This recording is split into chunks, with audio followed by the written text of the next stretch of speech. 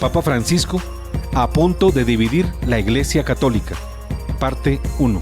Como ampliamente fue reseñado en el programa pasado llamado Obispos, hablen la verdad, no tengan miedo, gran incertidumbre vive hoy la Iglesia Universal por el silencio del Papa Francisco ante la carta que 4 cardenales dirigieron sobre 5 dudas o dubias, como se escribe en latín, que deja su reciente exhortación apostólica postsinodal Amoris Laetitia, que en el capítulo 8 permite dar la comunión a adúlteros en ejercicio.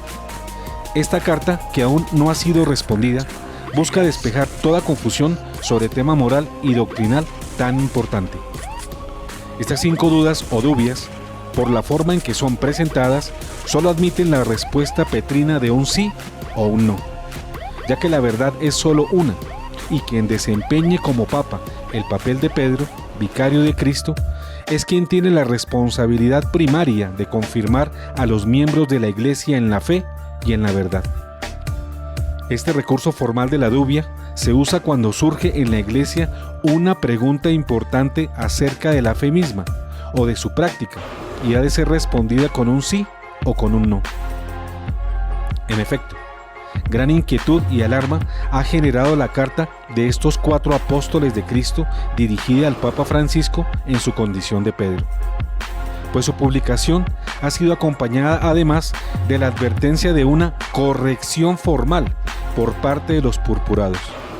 Esto significa que algunos cardenales de la Iglesia Católica se atreverían a corregir formal y públicamente los errores doctrinarios del Papa Francisco, hecho pocas veces visto y con grandes implicaciones para la unidad y el buen rumbo de la Iglesia Católica, dada la posible división que esta situación generaría.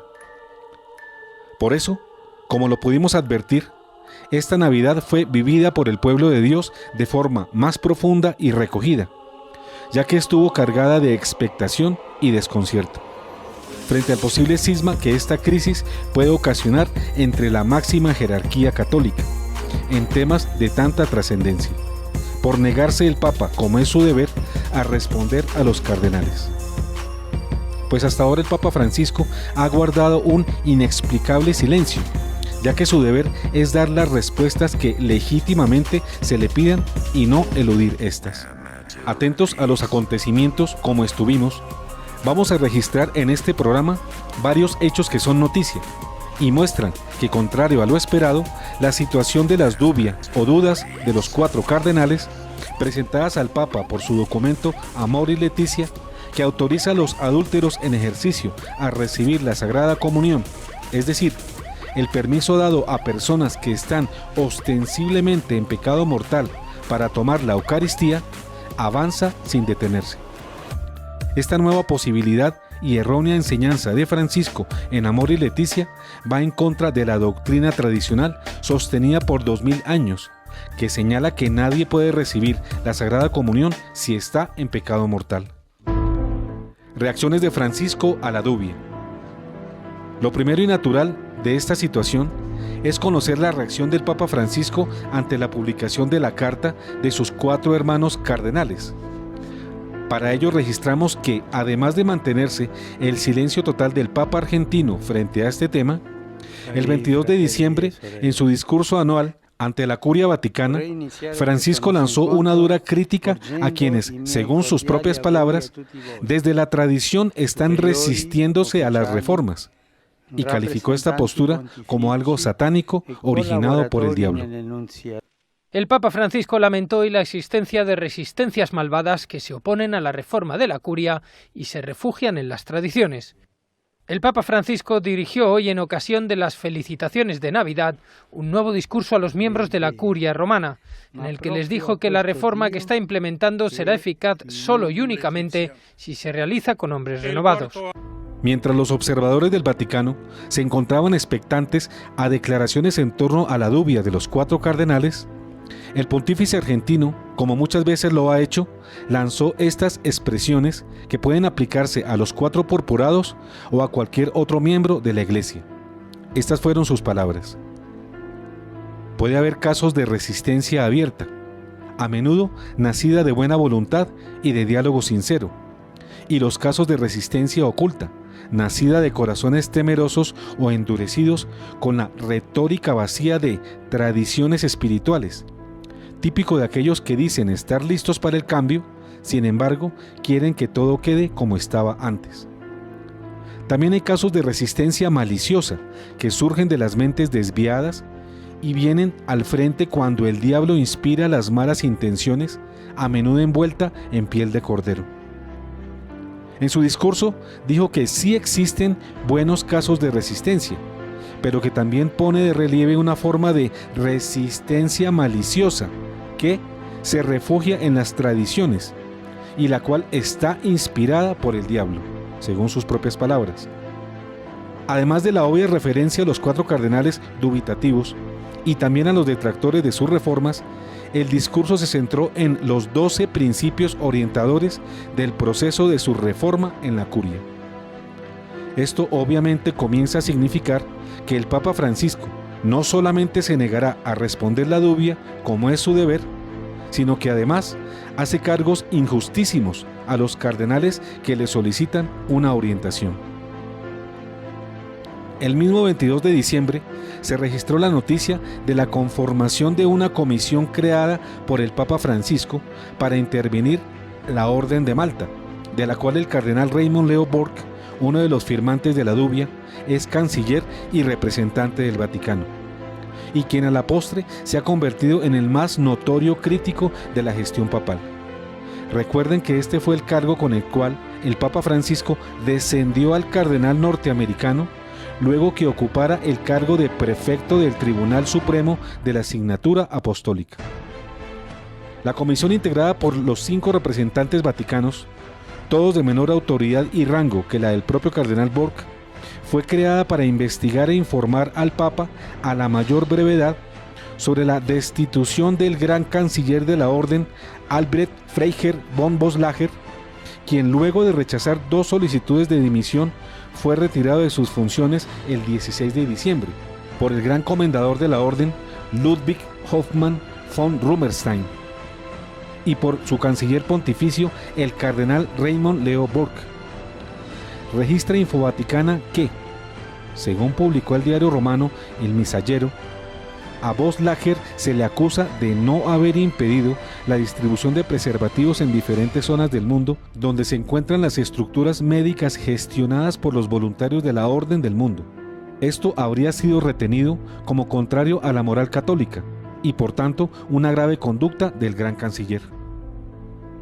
Este movimiento del Papa Francisco, aunado a su inexplicable silencio en el tema de las 5 dubias de sus hermanos del Colegio Cardenalicio, ha sido interpretado por varios observadores como una soberbia demostración de abuso de poder y como una amenaza que hace el pontífice argentino al cardenal Burke, ante la carta hecha pública el 14 de noviembre, en la que él y 3 cardenales más cuestionan seriamente el contenido de la exhortación postsinodal Amoris Laetitia, firmada y promovida por Francisco. La Orden de Malta se revela al Vaticano. A comienzos de este año, algunos medios reseñaron la respuesta de los miembros de la Orden de Malta ante la comisión formada por Francisco para investigarla.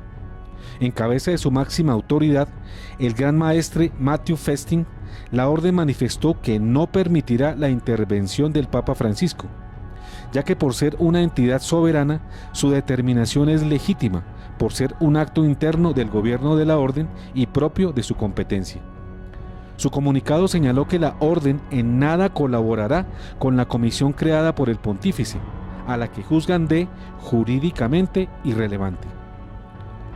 Otro medio reseñó así el hecho.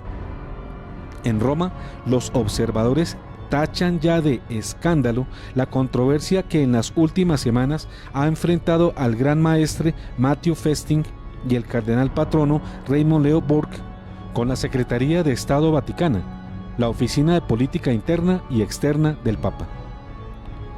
En sus 9 siglos de constituida, esta es la primera vez que se presenta un pulso entre el Vaticano y la soberana y militar Orden Hospitalaria de San Juan de Jerusalén, de Rodas y de Malta, de la cual es canciller pontificio el cardenal Raymond Burke. Conformada por relevantes personalidades de la nobleza europea, La orden tiene 13.500 miembros y 100.000 más entre empleados y voluntarios en más de 120 países del mundo. La Orden de Malta tiene relaciones bilaterales con más de 100 estados del mundo y fue constituida como orden religiosa laica en 1113. Ya calificado como escándalo por algunos medios, este pulso se muestra como una déspota demostración de poder del Papa Francisco sobre el cardenal Burke y marca también, al parecer, una salida en falso del Vaticano, como reacción inesperada a las dubias presentadas por 4 miembros del colegio cardenalicio. La actitud de la Orden de Malta no es sino una voz de respaldo a su canciller, el cardenal Burke, porque los miembros de esa orden consideran injusta y abusiva la persecución del Papa Francisco contra el cardenal norteamericano. Recordemos que cuando el cardenal australiano George Pell fue interrogado sobre el tema de la dubia, respondió: ¿quién no podía estar de acuerdo con hacer preguntas? Por ello no entendemos cómo puede entenderse la formulación de estas 5 justas y graves dudas de los cardenales a Francisco como un acto subversivo y un ataque directo al Papa, pues las reacciones parecen mostrar que eso es lo que el pontífice y muchos otros creen que son las preguntas que le hacen, un ataque a la persona del Papa. Cuando al modo de ver de muchos, entre quienes nos encontramos, este es un simple y correcto recurso de la Iglesia, incluso un acto de obediencia y de sumisión a su cabeza, el Papa, ya que es dirigido respetuosamente al pontífice, quien, repetimos, está obligado a responderlas para que aclare las dudas y confusiones que la publicación de sus tesis en Amor y Leticia ha generado en toda la Iglesia. Ante esta anómala situación, nos cuestionamos: ¿puede el vicario de Cristo, el Papa de la Iglesia Católica, con su actuar, mostrar estos comportamientos frente a quienes no están de acuerdo con él? ¿Es esto conforme a su posición? Y nos seguimos preguntando: ¿por qué está tan molesto Francisco por las aclaraciones que le piden estos 4 cardenales? ¿Por qué considera la dubia una ofensa a su persona, cuando es una legítima acción de sus dirigidos para saber con seguridad en qué condiciones debe seguirse dando la Eucaristía? Muy disgustado parece el Papa Francisco, porque se ve amenazado su propósito de dar la comunión a los adúlteros no arrepentidos, pareciera. Ante tales manifestaciones de malestar papal, ¿cómo va a ser entonces la reacción del pontífice argentino cuando cardenales y obispos se vean precisados a hacerle la anunciada corrección formal? Frente a este panorama nos cuestionamos: al verse corregido, ¿será la reacción de Francisco, el Papa de hoy, igual a la de Pedro, el primer Papa, llena de sabiduría y de verdadera humildad, cuando fue reargüido por Pablo por sus errores? Así lo deseamos todos, aunque ya vemos que injustamente haya inculpado a los cardenales que se atrevieron a cuestionarle de satánicos. Pero respondemos como lo haría la abuela: amanecerá y veremos. Lo que sí es cierto es que este capítulo aún está lejos de cerrarse. Muy sorprendidos nos tenemos que preguntar: ¿acaso ser satánico y movido por el diablo es pedir aclaración a una duda? Porque sabiendo por el contrario que lo satánico consiste en pretender responder una duda con una mentira o con una evasiva, porque el diablo, quien es el padre de las mentiras y enemigo de la verdad, no quiere que se aclaren las dudas de la fe. Sí, contrario a esto, satanismo es negar verdades de la fe y adulterarlas. En concreto, satanismo es pretender que un adúltero no arrepentido pueda recibir el cuerpo y la sangre de Cristo. Porque si come y bebe sin discernir el cuerpo de Cristo, come y bebe su propia condenación. 1 Corintios 11:29. La entrevista al cardenal Burke el día de Navidad. Nos parece importante ahora dar a conocer las serenas reacciones del cardenal Raymond Burke, a quien van dirigidas algunas reacciones del Papa Francisco. Registramos entonces que el pasado 9 de enero la edición digital de The Remnant publicó la entrevista exclusiva concedida por el cardenal Raymond Leo Burke al editor de este diario, Michael Matt, publicada en su edición impresa el 25 de diciembre, día de Navidad. Esta entrevista hace reveladoras declaraciones y despeja varias dudas sobre lo que sigue para la Iglesia en estos momentos de incertidumbre. Presentamos a continuación algunos apartes de dicha entrevista. Para comenzar la entrevista telefónica, el periodista Michael Matt cuestionó al purpurado sobre si con su contenido del capítulo 8, calificado por sacerdotes y teólogos de peligroso, una contradicción directa al magisterio y un gran error, se está hablando simplemente de escándalo, o si estos párrafos problemáticos saborean la herejía. El cardenal respondió: ciertamente, sin la aclaración de estas preguntas hay un potencial de escándalo.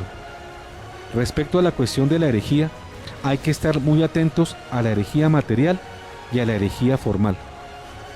A continuación, el cardenal Burke señala el camino que esta situación, de no ser aclarada, debería recorrer para que el documento Amor y Leticia pueda ser calificado de herejía, al decir que, de persistir en la inexactitud, el documento ya sería potencialmente escandaloso y puede ser herético y su autor un hereje, si se mantiene y se oficializa con el silencio su errada enseñanza. Y lo dice al aclarar lo que es una herejía material y lo que es una herejía formal, y establece la diferencia de esta manera.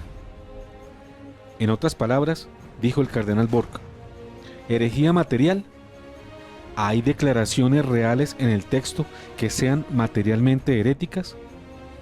¿Son contradictorios con la fe católica?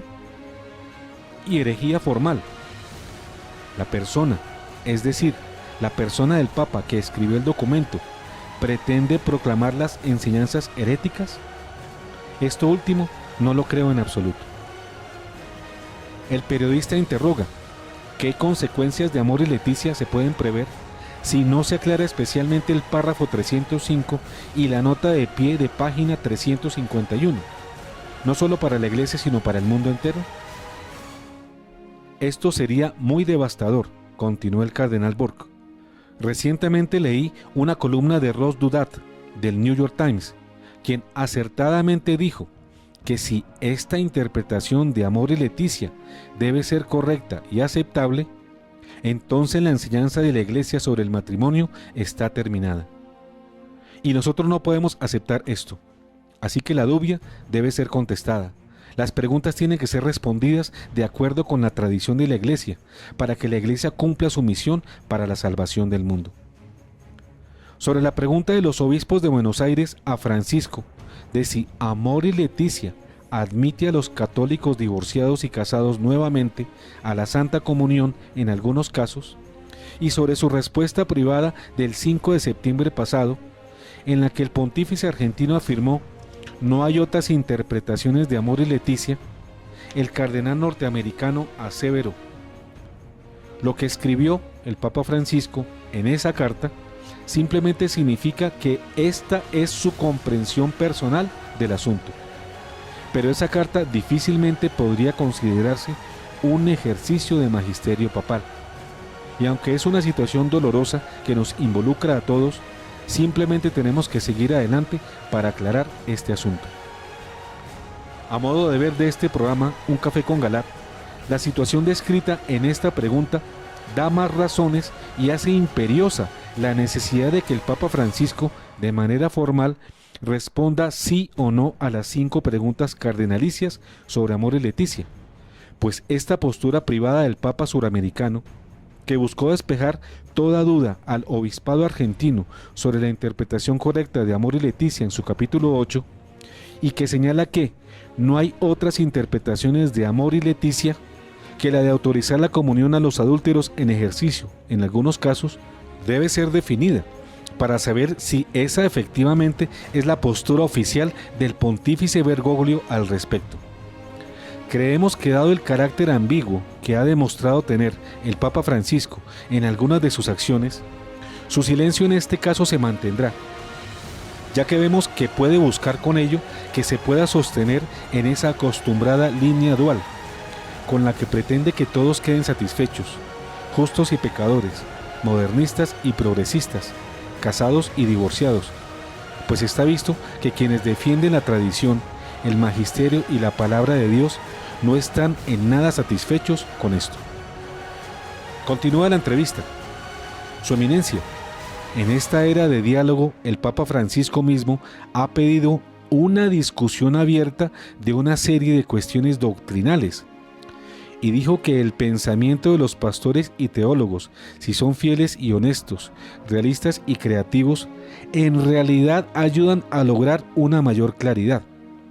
Entonces, ¿qué puede decirse de su decisión de no dialogar con ustedes en su búsqueda con esta claridad sobre este punto fundamental de la teología moral? Respuesta. Bueno, creo que, para decirlo con claridad, la gente nos ha acusado a los 4 cardenales de una falta de respeto por el cargo papal, de una actitud hostil hacia el Papa. Este no es el caso en absoluto. Somos cardenales.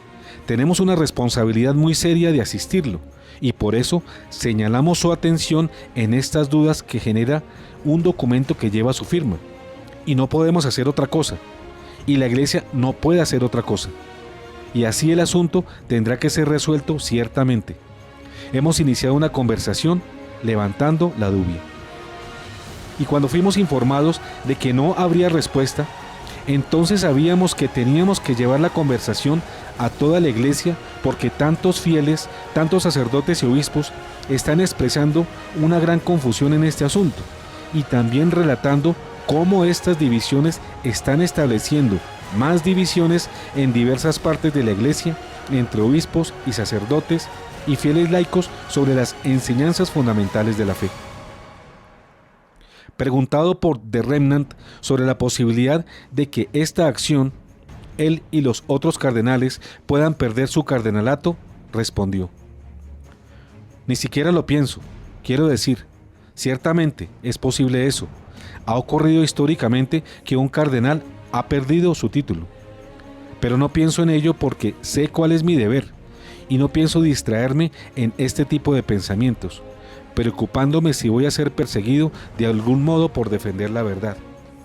Y añadió: una persona me dijo: Cardenal, ¿no tiene miedo de insistir en estos asuntos? A lo cual respondí que lo que me da miedo es tener que comparecer ante nuestro Señor en el juicio final y tener que decirle a Él: no, yo no te defendí cuando estaba siendo atacado, ni cuando la verdad que tú enseñaste estaba siendo traicionada. Aquí viene la parte más importante de esta entrevista, que señala el camino cierto que se recorrerá si persiste la negativa del Papa Francisco a responder a la dubia presentada por estos 4 cardenales. Dice el periodista: entonces, ¿qué sigue, Eminencia? Si el Papa Francisco no responde a la dubia, ¿cuál es el siguiente curso de acción?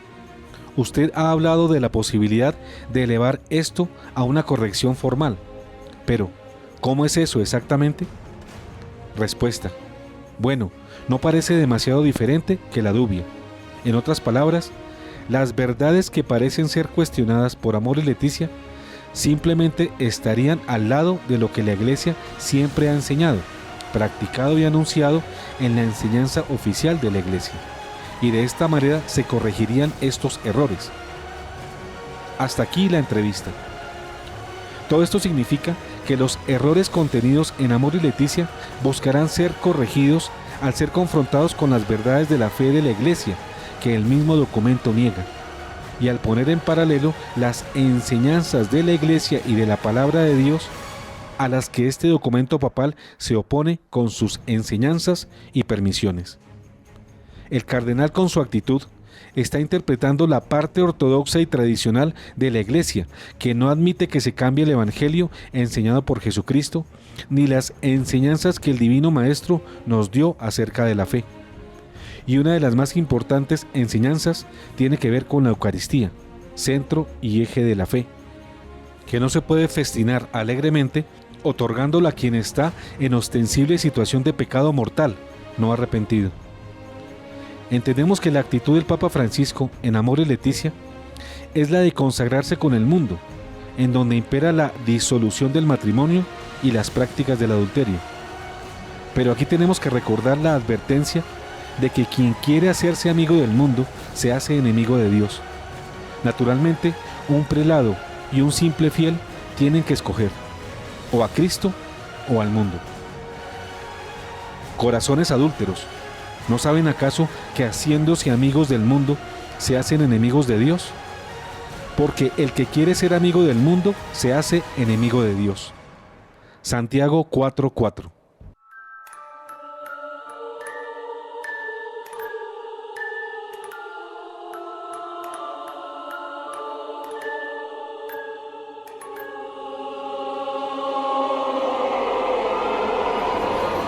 Papa Francisco a punto de dividir la Iglesia Católica. Fin, parte 1.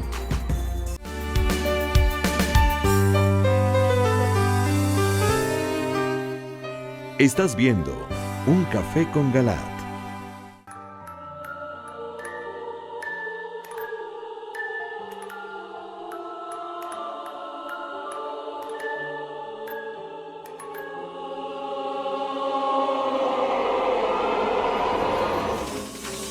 Papa Francisco a punto de dividir la Iglesia Católica.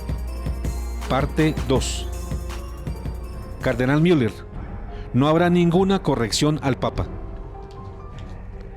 El domingo 8 de enero, el cardenal Gerhard Ludwig Müller, prefecto de la Congregación para la Doctrina de la Fe, en una entrevista de Fabio Marchese Ragona para TGCOM24, afirmó que no habrá una corrección al Papa, porque no hay peligro para la fe.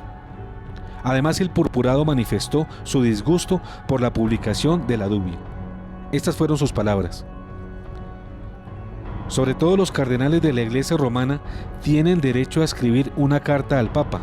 Sin embargo, me sorprendí porque esta fue hecha pública, casi obligando al Papa a decir sí o no. Esto no me gusta. Incluso una posible corrección fraterna del Papa me parece muy lejana. No es posible en este momento, porque no se trata de un peligro para la fe. Era de esperar que el defensor de la fe, el cardenal Müller, como receptor de la Dubia y prefecto de la congregación que custodia la fe, en nombre del Papa despejara de una vez y por todas estas dudas, pero no lo hizo. Y en cambio, sí se ha mostrado en desacuerdo con este recurso cardenalicio. No tiene razón el cardenal Müller en criticar los 4 cardenales que hicieron público el documento en el que pedían aclaraciones al Papa. Primero, porque la publicación del documento fue impuesta gracias al injusto e inaceptable silencio que ha guardado el Papa Francisco, que es contrario al derecho canónico. Segundo, porque no podía dejarse sin respuesta la legítima demanda de los 4 cardenales, que interesa no solamente a ellos, sino a toda la Iglesia. Asunto de mucha monta es este, en el que está en juego el sacramento más importante de la Iglesia, cuál es la Sagrada Eucaristía. Al parecer, la corrección formal a los errores de Amor y Leticia, según el cardenal Burke en su entrevista, sí se va a dar, a pesar del silencio de Francisco y más bien ocasionado por este, y no obstante las declaraciones del cardenal Müller, de su molestia y la de varios otros purpurados, que como él también han mostrado su desacuerdo. Día a día aumenta el número de jerarcas dubitativos. Cada día se manifiestan más sacerdotes y más obispos y cardenales a favor de la necesidad de una claridad total sobre las graves posibilidades que abre Amor y Leticia de dar la comunión a los adúlteros no arrepentidos. Recordemos los nombres de algunos jerarcas de la Iglesia que públicamente han comenzado a apoyar a los 4 cardenales. Es claro también que son muchos más los que no han hecho públicas sus posturas a favor. Hasta el momento han manifestado su apoyo a esta iniciativa a los medios de comunicación el cardenal George Pell de Australia, asesor personal de Francisco y encargado de las finanzas del Vaticano, el cardenal Robert Sarah de Guinea, prefecto de la Congregación para el Culto Divino y la Disciplina de los Sacramentos, el cardenal Velasio de Paolis de Italia, cardenal Paul Joseph Cordes de Alemania, el cardenal Renato Raffaele Martino de Italia, el obispo Atanasios Schneider de Kazajistán, los obispos Joseph Brobel y Jan Batrova de Polonia, el obispo Andreas Lom de Austria, el obispo Ignacio Zambito de Italia, los obispos Charles Chaput y James D. Conley de Estados Unidos. Además, han unido sus voces de apoyo a la dubia más de 80 sacerdotes e importantes grupos de laicos, teólogos y profesores de importantes universidades de todo el mundo. De otro lado, el reconocido vaticanista Edward Pentin, consultor y periodista del National Catholic Register, a propósito de la dubia, informó en estos días sobre Amor y Leticia que, antes de que se publicara el documento, 30 cardenales, habiendo visto un anteproyecto de la exhortación apostólica, escribieron al Papa expresando sus reservas, especialmente sobre la cuestión de la comunión de los divorciados, advirtiendo que el documento debilitaría los 3 sacramentos esenciales de la Iglesia: la Eucaristía, el matrimonio y la confesión. El vaticanista Pentin también dijo que un número significativo de conferencias de obispos han expresado su preocupación por el documento. Es claro que el Papa Francisco tampoco ha dado respuesta y claridad a los 30 cardenales ni a estas conferencias episcopales. Incluso el mismo cardenal Burke ha confirmado que hay otros cardenales fuera de los que acabamos de nombrar que apoyan plenamente las dubia. Así lo aseveró The Catholic Newspaper. Según este medio, en declaraciones al periódico italiano La Verità, el cardenal afirmó: "No somos solo 4. Personalmente conozco a otros cardenales que respaldan plenamente la dubia". En esta entrevista también aseveró: "Nunca dije que debería darse una confrontación pública. Estoy de acuerdo con el cardenal Brandmüller. El primer paso sería pedir una reunión privada con el Santo Padre para señalarle las declaraciones inaceptables en Amor y Leticia, mostrando cómo, de una manera u otra, no son adecuadas para expresar lo que la Iglesia siempre ha enseñado". Señalamos también que otro firmante de la carta a Francisco, el cardenal Walter Brandmüller, aclaró que el camino que debería seguir la corrección formal era personal y no público, y debe hacerse en primer lugar a puerta cerrada. Efectivamente, el cardenal Brandmüller dijo: "Creo que el cardenal Burke está convencido de que una corrección fraterna debe ser hecha en primera instancia a puerta cerrada. Debo decir", explicó, "que los cardenales han expresado su propia opinión en completa independencia y, por supuesto, pueden ser compartidos por los otros cardenales también". El cardenal alemán concluyó diciendo: "Los cardenales esperamos una respuesta a la dubia, ya que la falta de respuesta sería vista por muchos dentro de la Iglesia como un rechazo a la clara y articulada adhesión a la doctrina claramente definida". No descartaría que pase a la historia como el que dividió a la Iglesia Católica. Como colofón, registramos una insólita noticia publicada en una de las revistas más importantes de Alemania, Der Spiegel. Según varios medios que reproducen la noticia original, el corresponsal en Roma del Der Spiegel, Walter Meyer, al final de su artículo publicado el 23 de diciembre sobre el Papa Francisco y la crisis generada por la dubia, escribió: "En un círculo muy pequeño se dice que el Papa Francisco se habría explicado con la siguiente autocrítica: no descartaría que pase a la historia como el que dividió a la Iglesia Católica. Esto es, que en sus círculos más cercanos, según este medio alemán, el pontífice argentino, al referirse a sí mismo, piensa que la historia puede recordarlo, no como el Papa que unió la Iglesia Universal, sino como aquel que la dividió definitivamente". Walter Meyer escribe para Der Spiegel desde hace 26 años. Fue su corresponsal en Rusia y lo es ahora en Italia. Es el coautor del libro El campo minado de los Balcanes, el tormentoso patio trasero de Europa, de 2009. De ser cierta esta noticia publicada por la revista alemana, como debe serlo, bien podría darnos una negra respuesta a la incertidumbre que reina en la Iglesia y a su crisis de unidad, así como al oscuro destino que puede esperarle a la gigante barca de Pedro, de no corregirse el incierto rumbo que ha tomado. Esto se constituiría en el cisma de la Iglesia, adelantado de manera insólita por su propia cabeza. En su artículo, Walter Mayer describe a Francisco como un papa aislado que está hirviendo de furia por la resistencia frente a sus reformas y afirma que está quedándose sin tiempo. Según Mayer, su primera impresión acerca de la oposición al Papa Francisco a sus reformas es la de unos pocos ancianos cardenales testarudos. Es muy claro que la Iglesia está en crisis. Quien no la vea, es seguro que debe aplicarse colirio en los ojos y debe darse un responsable baño de dura realidad. El mismo cardenal Carlo Caffarra, firmante de la dubia, lo deja ver al decir en una entrevista: solo un ciego puede negar que hay una gran confusión en la Iglesia causada por algunos párrafos de Amor y Leticia. Pero lamentablemente es mayor la crisis y la confusión en la Iglesia. Son más los frentes de acción del mal que sistemáticamente vienen atacando a la Iglesia fundada por Cristo, en su unidad, en su verdad y en su integridad.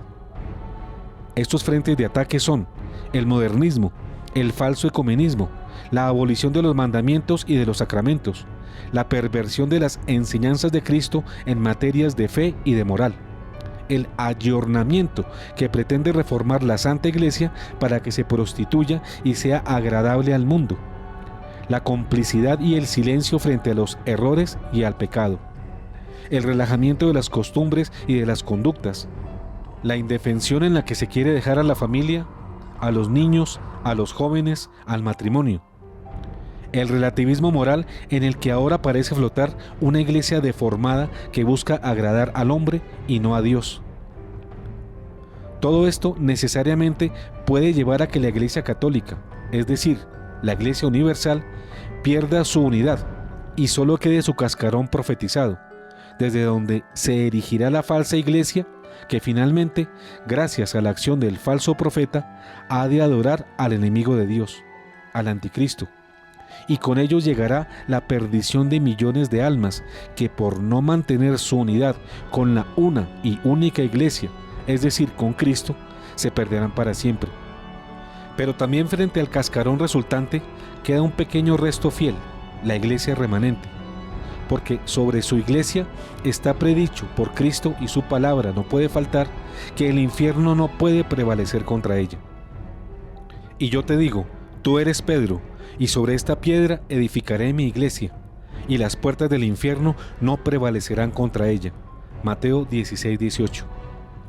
Y no prevalecerán, aunque la mayoría se vaya a formar el cascarón resultante, y solo quede un resto fiel. En efecto, las verdades de la fe no lo son porque las respalden o no las mayorías, tampoco porque sean sostenidas únicamente por unas minorías. Las verdades de fe valen por sí mismas y son independientes del número que las acepte o las rechace. Valen porque están consignadas en el Evangelio, y el Evangelio lo enseñó Cristo Jesús, Dios hecho hombre, el Verbo encarnado, unigénito de Dios. 2017, un año conclusivo y bendecido.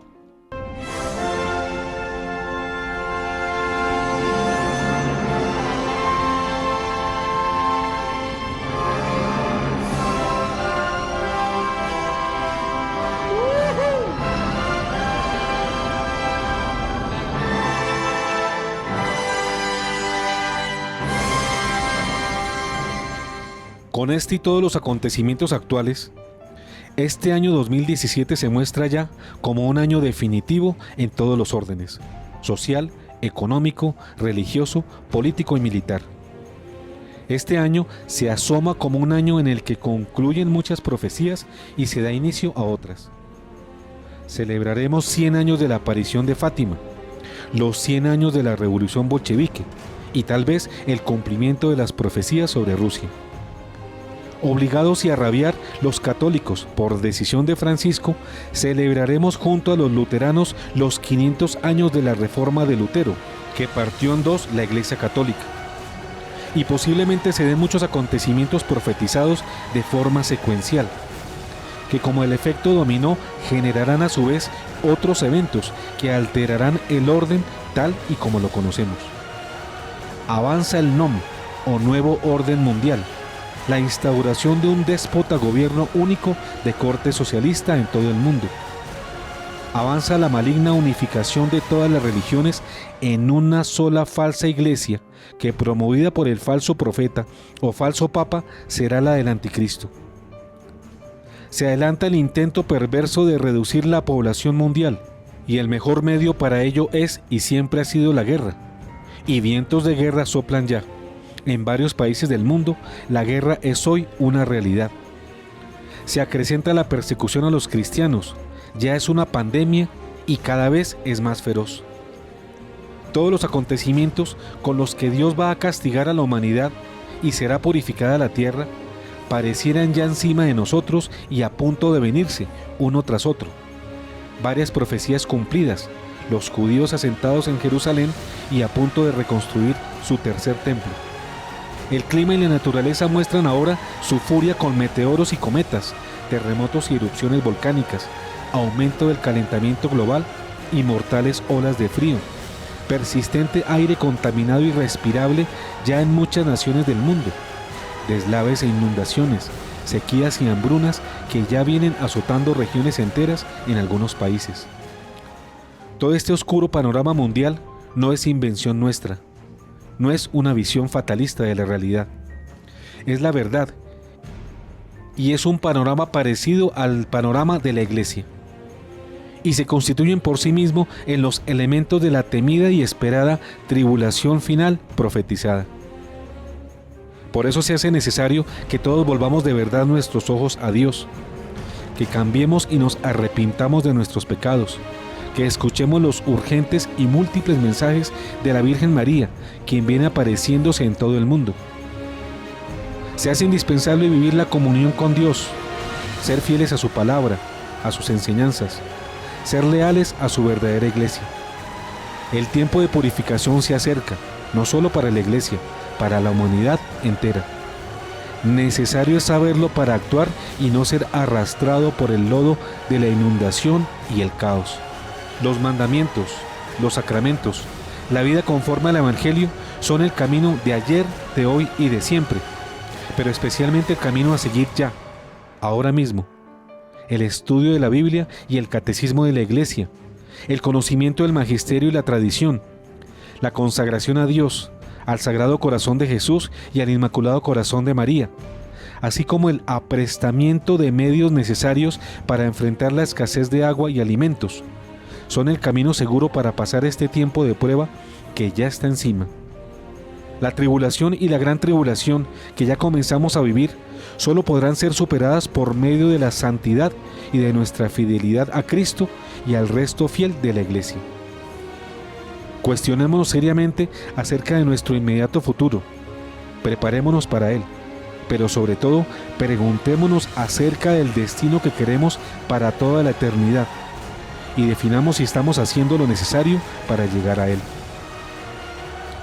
Vayan y hagan que todos los pueblos sean mis discípulos, bautizándolos en el nombre del Padre, y del Hijo, y del Espíritu Santo, y enseñándoles a cumplir todo lo que yo les he mandado. Y yo estaré siempre con ustedes hasta el fin del mundo. Mateo 28, 19, 20.